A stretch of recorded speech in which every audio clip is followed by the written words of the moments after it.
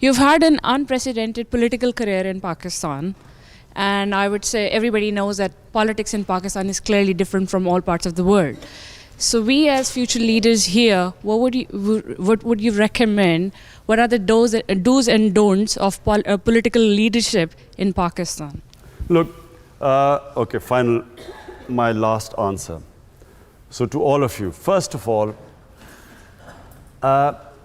whenever you're told that if you don't do as the Romans do, you will not succeed, a leader never accepts that.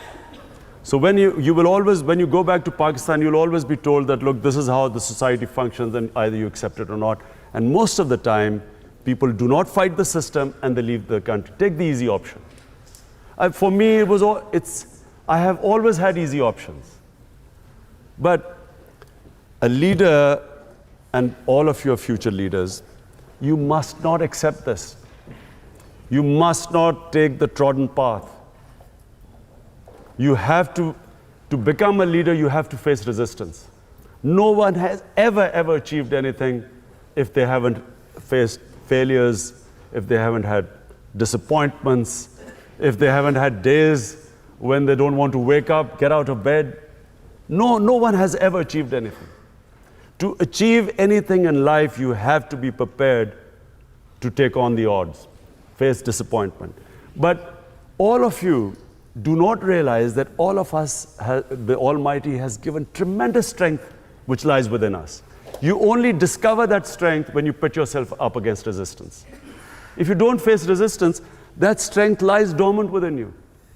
The moment you take on challenges, you will then start discovering the enormous strength you have in you.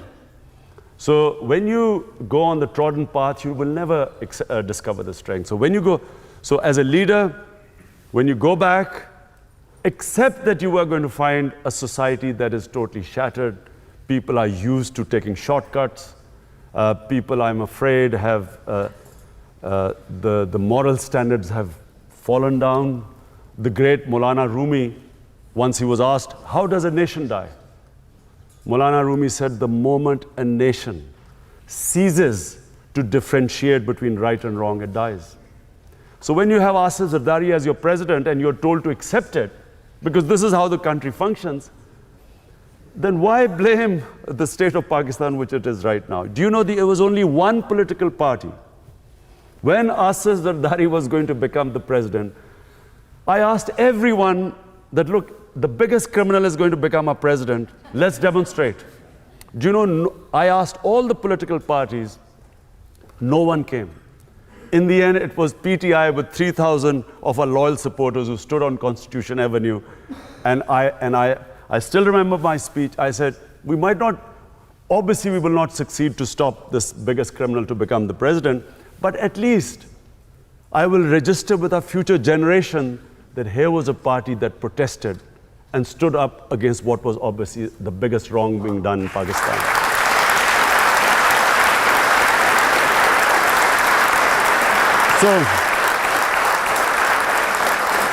So lastly, please remember one thing.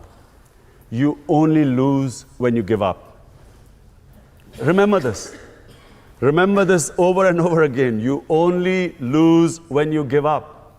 If you do not give up, you will win from the most incredible positions. The fight is in the mind. It's not physical, it's in the mind. As long as the mind refuses to accept defeat, each setback will give you an opportunity to analyze yourself. Where did I go wrong? It's an opportunity. Remember, crisis is an opportunity to evaluate yourself. Where did I go wrong? Correct that. Pick yourself up, you again move on, and you will find that you will get stronger. Each time you pick yourself up, you come back stronger. This is what the human being is. The Almighty made us Ashraful Makhlukat. We are His greatest creation. But only, as Iqbal said, to become the Shaheen, you have to break the chains. This chain of the moment you say it's impossible, it's impossible. And whatever you can dream, remember this, whatever you can dream, you can achieve. If you can visualize something, you can achieve it. I was in, 16 years of politics. Never did I ever picture, I used to, for instance, when I was playing cricket, I used to picture winning the World Cup, picking up the World Cup. I used to picture that. And I played 5 World Cups, got it in the end. I pictured one day that Shaukat Khanum Hospital, there'll be a grand opening, and I saw that. It happened. Against all, much more difficult than cricket. But I could never picture winning the elections. I couldn't picture it. Until about 4 months ago, when I was trying to sleep, and before I go to sleep, I always assess the day. You know, I always, since a child, I always used to analyze my day. So I was just analyzing my day, and suddenly I pictured that there was celebration in Pakistan. In the streets, there were people celebrating freedom. What had happened? PTI had won the elections. Thank you.